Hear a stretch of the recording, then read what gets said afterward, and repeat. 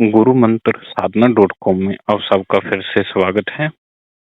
देखिए, आज का जो टॉपिक रहने वाला है, क्या अप्सरा से संभोग किया जा सकता है? क्या अप्सरा संभोग करती है? ठीक है, तो किस प्रकार करती है? तो इसी टॉपिक के बारे में आज मैं बात करने वाला हूँ। देखिए, ऐतिहासिक तथ्यों के मुताबिक, पुराणों के मुताबिक, ग्रंथों के मुताबिक अप्सरा से आप संभोग भी कर सकते हैं, अप्सरा से आप संतान भी हासिल कर सकते हैं।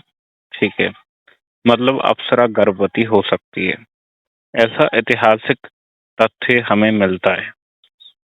जैसे विश्वामित्र जो ऋषि थे, ठीक है, उन्होंने मेनका के साथ प्रेम करा और उससे एक बच्ची उत्पन्न हुई जिसका नाम शकुंतला था।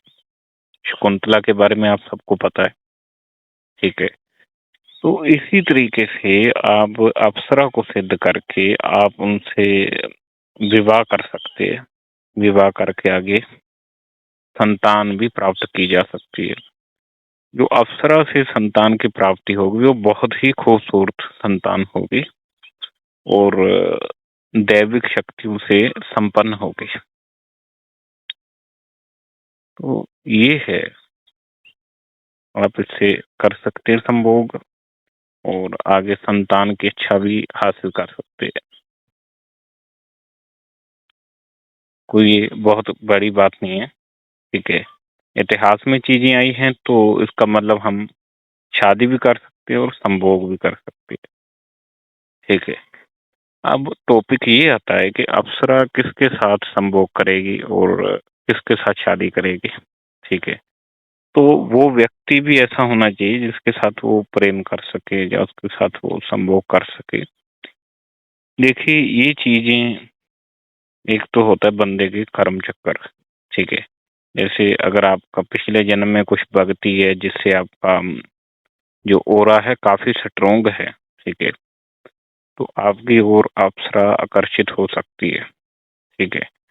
दूसरा, जो ब्रह्मचर्य का पालन करता है, ठीक है, वो एक तेजस्वी व्यक्ति होता है, तेज से परिपूर्ण होता है, उसकी ब्रह्मचर्य का भी पालन करता है और जो एक जो धार्मिक चीजों को भी फॉलो करता है, भगवान का पूजा पाठ भी करता है और ब्रह्मचर्य का पालन भी करता है, तो उसकी ओर भी अप्सरा आकर्षित हो सकती है, ठीक है। क्योंकि आपका जो तेज है उसी से ही शक्तियां मोहित होती हैं, आपके ओरा से ही शक्तियां मोहित होती हैं, ठीक है। अगर आपका ओरा नहीं है तो, तेज नहीं है तो कौन सी अप्सरा आपकी ओर मोहित हो सकती है, ठीक है। अप्सरा उन्हीं साधकों की ओर मोहित होती हैं जो तेजस्वी होते हैं, ठीक है, जिनका तेज होता है।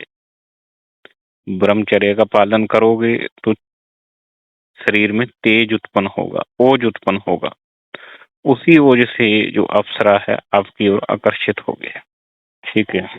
तो ये चीज है, तो आप तेजस्वी बनिए, ठीक है। अप्सरा के साथ आप विवाह भी कर सकती हैं और जो आपको चाहिए वो सारा कुछ हासिल होगा। अब दूसरी चीज और आती है, ब्रह्मचर्य के पालन के साथ साथ शराब, मीट, अंडा, जो ये चीजें हैं, गुटखा लोग खाते हैं, बीड़ी पीते हैं, तो ये चीजें भी छोड़नी पड़ेगी, ठीक है।